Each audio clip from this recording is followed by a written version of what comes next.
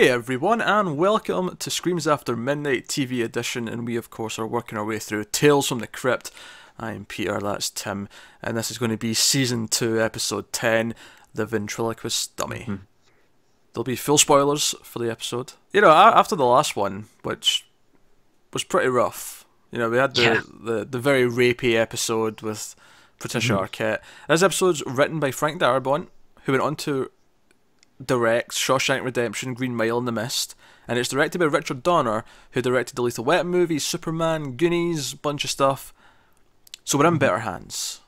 Yeah, I feel like the last couple episodes weren't, at least I wasn't too particularly fond of, but I like the Rock Manager one, because that was the one before last, but the one before that was pretty weak. Like we had to have quite a few weak episodes for the last chunk. I will admit. But I feel like we're finally on an upward swing now. Hopefully the next one can maintain this.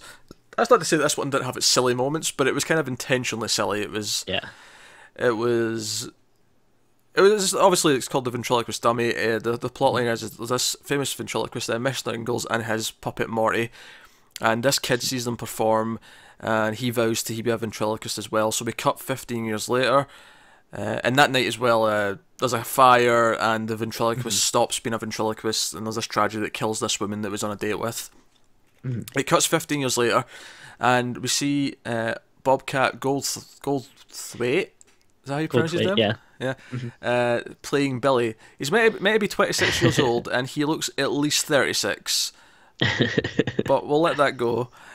And he's now trying to be a ventriloquist. He's terrible at it. He comes to Mr. Ingalls for help, and Mr. Ingalls comes to see him perform at the same club he performed at, and he's terrible. He barely gets a joke out.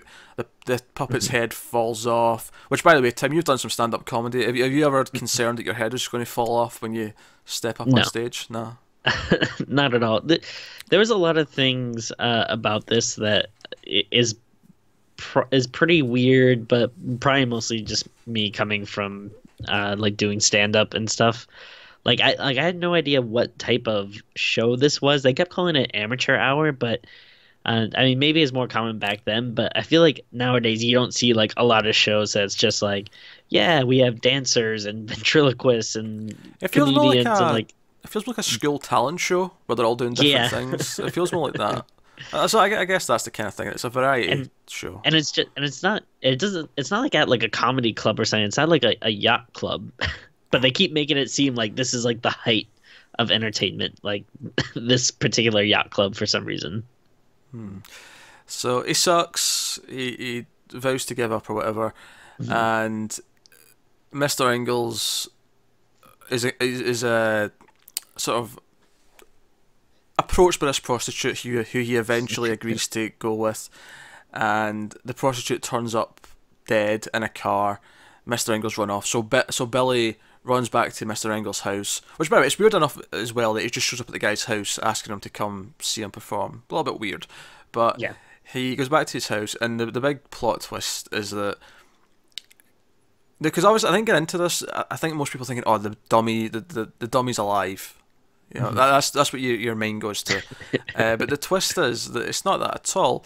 The dummy's actually just a disguise. There's actually a conjoined, mutated twin brother on the guy's hand. And we reveal this because he's had his hand wrapped up, and I think the implication is that his hand was burned in the fire all those years ago, and he couldn't do it anymore. But no, he's hiding his brother, who's this mutated little monster.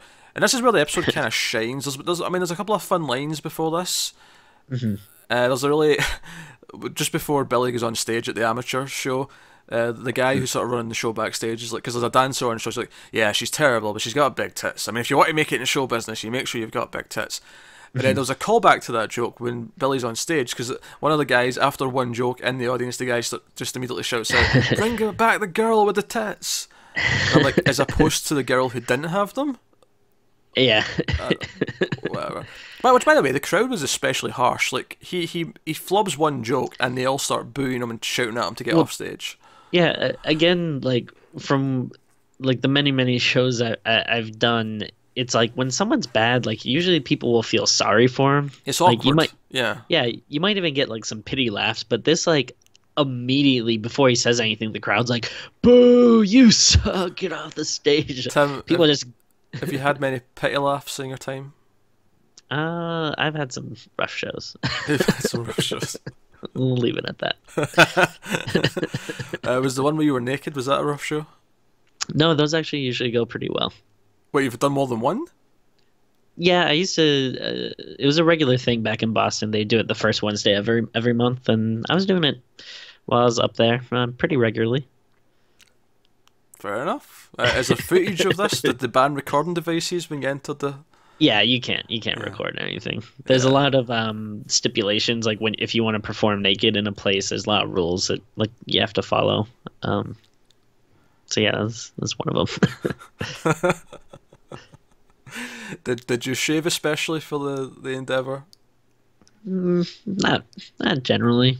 No, it's usually best to just kind of. I feel like people can kind of tell if you're trying too hard to, look good. You get a much better response when you're kind of like, "Hey, this is me. This is who I am."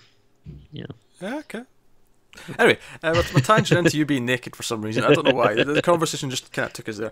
So yeah, this is where the episode excels, is when they reveal the twin brother that's on his hand, and he's like all mutated, and he's a good bit of puppet work. And this is where we get a lot of good Evil Dead-esque like fighting with the hand, and the Mr. Ingalls eventually like he's almost going to kill Billy with a big butcher blade. And he ends up cutting off his own hand, but the twin's still alive, and the twin starts moving around on his own, and bites Mr. Ingalls' neck out, and like it's a good little bit of gore, prosthetic, blood squirts out, and the neck rips away, and then we have some comedy-esque moments with Billy. There's a floorboard that's like loose, and it kind of there's like a seesaw type thing, and the Morty lands in the end of it, and Billy puts his foot in, and it throws him up into the air, and he happens to be holding a baseball bat that he's been trying to hit him with, and he says, "Batter up, here comes the pitch," and he hits it, and he hits the wall, which I think it's unrealistic they had enough time to say his lines, because it's sort of in slow motion kind of thing, and he says these little like quips as he's doing it, and it's like, yeah, you wouldn't have the time to say these things, but it didn't matter, it made for fun, it was a jolly good time. So I think the episode before this was okay, but I think it's this 5-minute sequence of all the slapstick gore of like trying to fight this mutated little guy running around. That was fun. Yeah, well, it kind of like takes a sharp turn, because for a while it seems like it's going to be more of a psychotic kind of thing. Like, and Don Rickles, who plays Mr. Ingalls, he actually is like pretty intense, and he had like some. Like, he was seeming pretty menacing for a while, and then once they reveal the puppet, though, it gets kind of like full on, like cheesy, because Evil Dead. They almost tease that it's like a split personality. It feels that way at a couple of points, and then at one point when he's confronted, Billy confronts him with, "Oh, you killed these women," and he's like, "No, it was Morty." He suggests, "Oh, you think it's a split personality type thing?" It's not. And at the time, we don't know what he means by that, but obviously then we see that he's got like an actual twin brother that's on his hand. I will say this, I didn't see the twist coming, because I'm like split personality, or the ventriloquist is supernatural and the dummy's actually alive. I was thinking these things, so the fact that there's actually a little person on his hand, I did not see that coming, so fair play to Tales from the Crypt, you got me with that one. Yeah, this is one I've actually seen before, so It's been so long, I didn't remember. Like, I knew it was something to do with his like twin brother being like on his hand, but yeah, I had forgotten a lot of stuff about him getting chopped off and everything. But this is great though. This is like a classic. I feel like when you talk to people about Tales from the Crypt, this is an episode that tends to get brought up. Yeah, it was a lot of fun. It was a nice. Turn to fun again after we've had a spotty kind of time period there with some of the episodes. This one was super fun. Ending was good as well, because Billy's putting Morty, he grabs him, puts him in a meat grinder, and he's like grinding him, and Morty's like he's trying to make a deal with him, and you can see where it's going. He's going to offer to be his dummy so that he can be a famous ventriloquist. And the act's going well, but when Morty starts to pay too much attention to one of the ladies, and Billy realizes he wants to kill again, he says, no, you can't do that, don't go off script, and it looks like Morty kind of like fuses with his hand so that he's attached permanently. Yeah, I wasn't sure exactly how he did that. Yeah, I don't know how he did that either, because it's Billy's hand that's went through him, Yeah. so it's almost like he's impaled himself onto his fingers, but yeah, it was hurting Billy. I don't know. Weird. It's strange, but I mean, also, if you take the leap of logic that this parasite can like survive on this guy's hand even when chopped off and everything, it's like, Oh, sure, yeah. yeah, you really got to question that much. What I think worse about it, though, in terms of working in Tales from the Crypt, is that the sense of humour that Morty has is very Crypt Keeper. It's almost like the Crypt Keeper himself is in the episode, so that actually kind of, it works in that sense. Who had a couple of good lines himself at the start and the end of the episode. Yeah, he was funny in this, and in general, I think you're probably not as familiar with him, if you're not like super into comedy, but like Don Rickles obviously is like a very famous, insult comedian, and he actually had some like pretty funny lines. I thought at the beginning of the episode when he was doing his act. So this is especially a good one if you're a comedy fan. Between him and Bobcat Goldthwait, who I think has a little bit of like a renaissance now going on. He's like started like directing movies and stuff, and a lot of comedy people I know like him a lot too. He'll always be the guy with the weird voice from the Police Academy sequels to me. That's just how he is. Yeah, I think he even talks about that, like that's how most of the public sees him. But he kind of has like a cool little following now, with like like World's Greatest Dad and God Bless America and those movies and stuff. And I think he's kind of created this new niche for himself. But regardless, I just this is a cool episode for comedy fans as well. Yeah. Well, there's some good stuff when the failed act in the amateur night when Billy's trying to do it himself with his puppet and his puppet's head's falling off. Like immediately after one failed joke, he tries to introduce that he's got a special guest in the audience, which is Mr. Ingalls, and Mr. Ingalls is like, "Oh hell no, I'm not being associated with you," and he turns round and goes to the bar. It's really funny. But no, it's a fun one. I think certainly Billy's character is very two-dimensional. But it doesn't really matter because it's all about building up to the slapstick horror. Because he becomes fun once he's actually fighting this thing with a baseball bat.